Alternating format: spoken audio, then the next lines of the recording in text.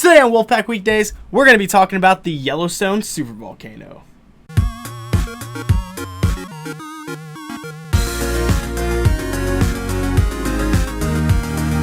Welcome back to Wolfpack Weekdays. Like I said, today we're going to be talking about the Yellowstone supervolcano, and the reason I want to talk about this is basically because I find it very interesting. Because if you don't know what's happening at Yellowstone Park has a super volcano under it. And what a super volcano is basically when the magma comes up from the mantle and can't penetrate the crust, it builds pressure and forms this huge lava mass under the earth, and this huge amount of pressure until it just bursts.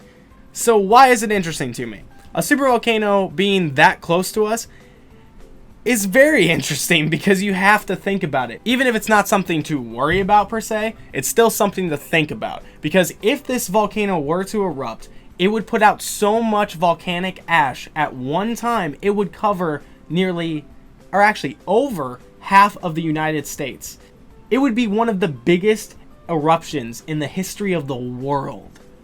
Now, why you have to think about it and why the ash is important there is because where I live in Missouri, I'm not in the blast zone where you're going to be hurt by the actual eruption itself or falling debris or the magma or anything like that. But the ash would spread over to pretty much past Missouri. It would probably hit New York.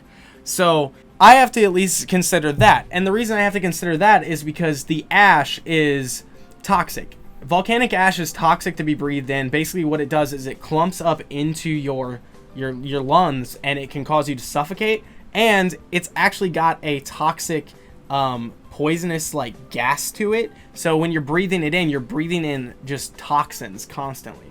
Now, if anybody's ever been to Yellowstone, they know about Old Reliable. Old Reliable is a geyser, basically a water mass that comes out of the ground. And the reason they call it Old Reliable is because it comes out of the ground at the exact same time every day, multiple times. So it's, reliable.